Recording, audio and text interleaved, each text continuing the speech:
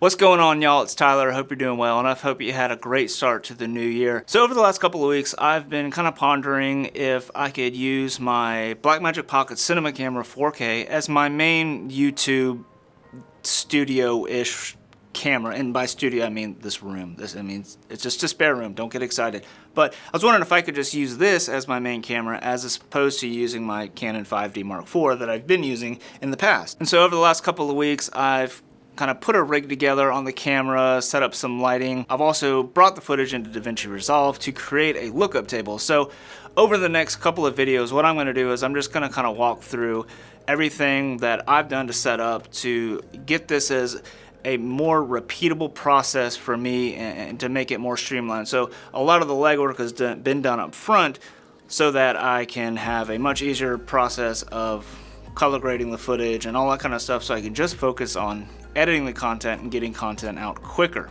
Now I know what you're thinking, the Blackmagic Pocket Cinema Camera 4K, why would you use that for YouTube? It's not even a YouTube camera. Well, I get it, and for the most part I agree, but it's on the box. So, you know, I wanted to see if you can actually use this for content creation like they were kind of marketing. So this is kind of my attempt to see what I can get at. Now I'm not going to use this camera for out and about vlogging and stuff like that, but for this kind of thing, more controlled environment, especially where I'm not, you know, moving a ton in the frame, I don't, you know, autofocus and stuff isn't that big of a deal to me for this stuff. And additionally, the other reason why I'm doing this is because I do use this camera for work as well, and there's no better way to get to know the camera and the color science and sensor and all that kind of stuff and how it reacts to light and blah, blah, blah, blah by just using the camera for YouTube stuff. It's just an opportunity to use it more and get more practice using the camera. Okay, so that's enough yapping. So what I'm going to do now is I'm going to grab my 5D and just kind of walk around and show you kind of the setup that I have right now and the rig that I set up on the Blackmagic Pocket Cinema Camera. So going into the Pocket Cinema Camera, I've got a Sennheiser MKE 600, and that's just going down and then back up into the XLR port, and I have phantom power turned on to power this microphone. Now this does have a AA battery where I don't need to power it, but I always seem to forget to turn it off after I shoot a video or something like that. So just having the phantom power on, it's just another way for me to not have to worry about dealing with losing power and losing batteries. And this is the rig. This is the Pocket Cinema Camera 4K. Let's get on the other side. It's kind of a jumbled mess, but all I do is I've got right here, I've got the small rig cage, and I've got just another adapter right here for hot shoe. I've got the Samsung T5 just hooked up to the USB-C, and if you can see, it's giving me 711 minutes in HD, so tons and tons of footage you can get with this SSD. So I've got it set up on all this is kind of unnecessary, but I use this for work as well. So I've just got a little tiny slider that I've purchased. It was like 30 bucks on Amazon, on top of my Manfrotto tripod, video head, and then I've just got this on here as well.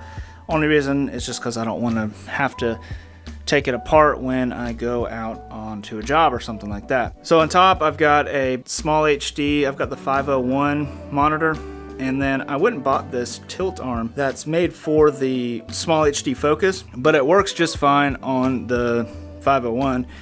And what I've got here is on the back, I've actually got this power adapter on the 501, so I can run it into this power strip right here. And that way I run the light on it, and I run the monitor on it so it never runs out of batteries. And I've also got the camera plugged in on the side here, so that'll never run out of batteries. So I can always have the camera on and shooting, and I can just hit record, turn record off if I need to, but never have to turn any of the equipment off if I'm in between takes, whatever, it's YouTube. But I never have to turn it off, it just kind of stays on, and I really find that to be super helpful. With my 5D that I'm shooting on right now, I always had to turn the camera off or it would go to sleep or whatever, and it was just kind of annoying. So this is a much nicer setup for that kind of purpose. So I'm going to come around to the other side. So now I'm behind the camera and you can see my light right there.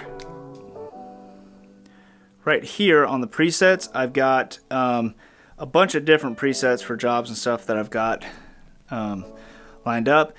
But this is my preset for YouTube, so I can just hit that and then the check mark, and then anytime I come into here, I'm ready to roll. So if I were on another job that I'm working on right now, say we'll go over to this, hit that check mark, boom, I'm in totally different settings, ISO 500, white balance 3300, yada yada yada. But if I come over here, click that check mark, boom, I'm back into the settings I was before, and I'm all set up. So all these are different processes just to have a more streamlined process for me to be able to make my YouTube videos and get them out quicker. Now, I'm not going to go into detail how to make a preset. I've done that in another video, but I just wanted to show you how I got it set up right now. So a couple tools that I used to get this set up. I used this gray card and put it right where my face was, and I actually used this to set up the auto white balance on the Pocket Cinema Camera. I just put it in the little square when you hit the auto white balance feature, and I also use that for exposure so I can get the correct exposure levels on the waveform. And then I use this guy right here. This is just a color checker, and this was just used to balance the colors, and you'll see that in one of the future videos on how I created the look for the Pocket Cinema Camera so I could create a LUT and all that kind of stuff. So that's the main setup. Now if I'm doing any kind of voiceover stuff, I've got this mic right here. It's a CAD Equitech E100S, and I've got that set up to use as voiceover, and I'll just run it into my Focusrite Scarlett. Super awesome audio interface and provides phantom power and all that kind of stuff, so I'll use this for any voiceover stuff if I'm doing tutorials, which I want to do more of in the future. So got that set up, running a Mac Pro, and then I got this BenQ monitor. Nothing much else to say about that. And then while I'm in here, I might as well show you some of my guitars.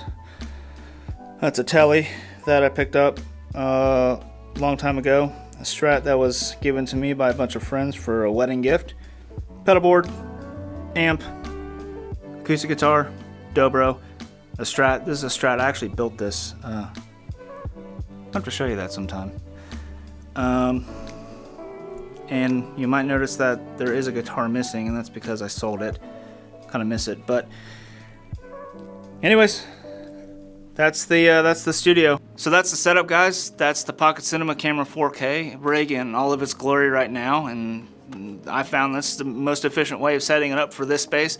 Right now, I could change it in the future, but for now, this is what works. If you found this helpful or entertaining or whatever, just hit that thumbs up button. I'd really appreciate it. Consider hitting that subscribe button and comment down below if you use the Pocket Cinema Camera 4K for your YouTube content creation. Stay tuned for the next video. I am going to show you how I set up the lighting and everything for the studio to give you this particular look and all that. Thanks, guys. I will see you guys next time.